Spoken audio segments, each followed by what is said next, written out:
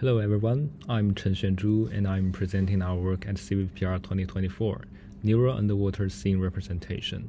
My co-author is Rin-Kai Tang and we are supervised by Renjie Wan, Chao Xu, and Boxing Shi. We developed a novel nerve-based approach to represent underwater scenes.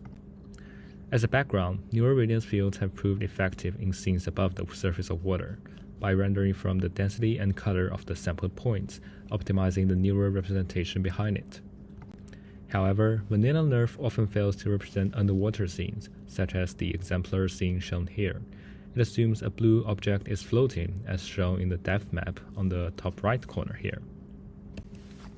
This is caused by the widespread dynamic phenomena underwater, namely distance-dependent visibility, unstable illumination, and moving objects. We will explain them one by one.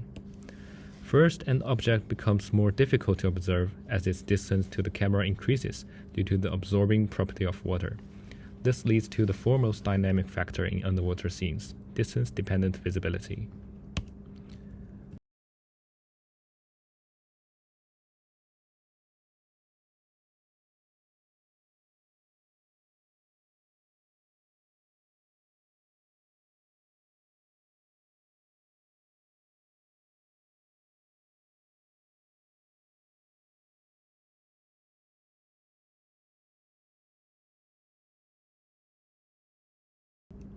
As the light propagates through the stirring waves and turbulent water, the inscattering of water is time-varying. Thus, the underwater scene may appear different when observed from different views, caused by the unstable illumination.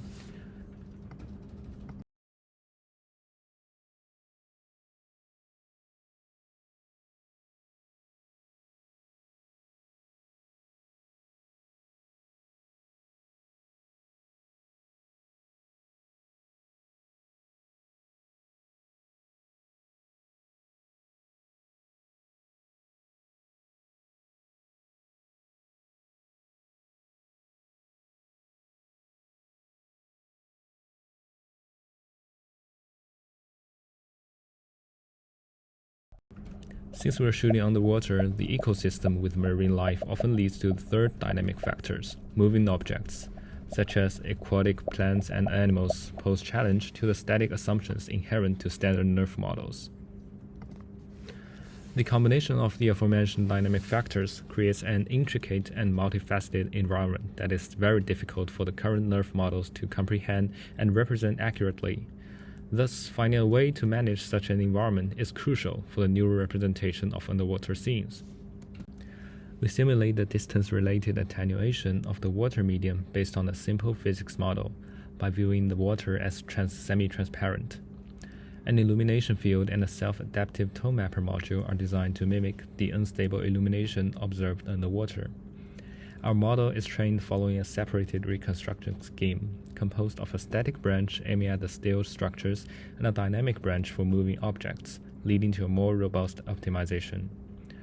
The pipeline of our method is composed of three parts. The sampling part marches along the camera rays to produce sampling points. The network part represents all the components of the underwater scenes, and the rendering part that generates pixel values through volume rendering. Based on our analysis, underwater scenes can be broken down into four components: static objects, dynamic objects, water medium, and illumination. We propose to parameterize these components separately and design different network structures to represent them. 3 channel densities and radiance values are learned for the water medium to model its absorption and scattering properties. 3 MLPs are designed to represent underwater objects and illumination implicitly. The static branch is only conditioned on the 3D position of the sampling points, while the dynamic branch additionally takes timestamps of the input images into consideration. And the illumination branch considers the position, time, as well as the viewing direction of sampling points. Note that here we do not consider the viewing directions as an input for the static and dynamic objects, since they are basically the same underwater. Traditional progressive sampling skips the empty space between the camera and the object surface, while in underwater scenes, skipping the water medium can lead to degeneration in the rendered results. by encouraging NERV to falsely punish the distance-dependent visibility caused by water on the color change of objects. Thus, in the sampling part, we propose a mixed progressive sampling, a novel sampling strategy that integrates uniform and progressive sampling to simultaneously optimize the water medium, illumination, and static elements within the scene. Now, in the rendering part, the raw outputs of the networks are first mapped by nonlinear functions before volume rendering. A tone mapper module is designed to convert the linear radiance output of the network to nonlinear color values, as the camera does. For a cleaner separation between different components in the same position, we empirically design a sinusoidal density mapping function that emphasizes the components with more density, enabling a faster optimization. The mapped values are finally fed into the volume rendering process to produce pixel values based on the weights calculated before. The proposed dataset is collected from in-the-wild captured clips from the internet, consisting of 4 monocular videos. Apart from the proposed dataset, we also conducted experiments in the underwater scenes proposed in see-through NERV to verify the efficacy of the proposed method compared with different baselines. The see-through dataset is composed of sparsely captured images and has few temporal connections between adjacent frames than the monocular videos. Quantitative results on both the datasets show that our proposed method achieves outstanding quantitative performance across different metrics on all the scenes.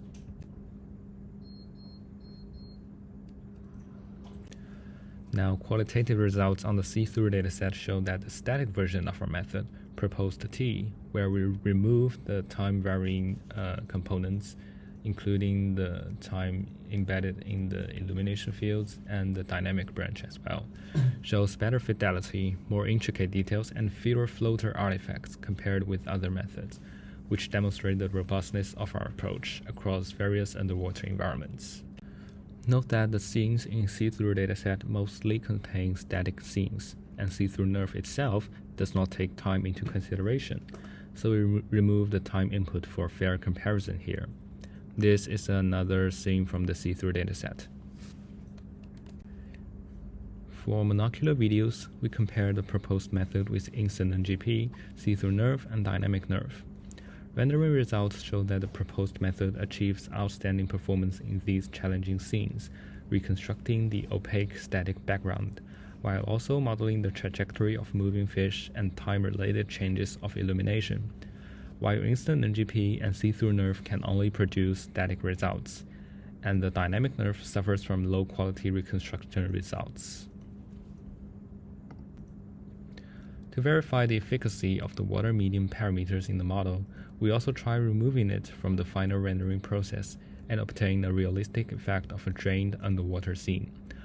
We also validate the pipeline by substituting the static branch with the pre-trained NERV model above the surface of water.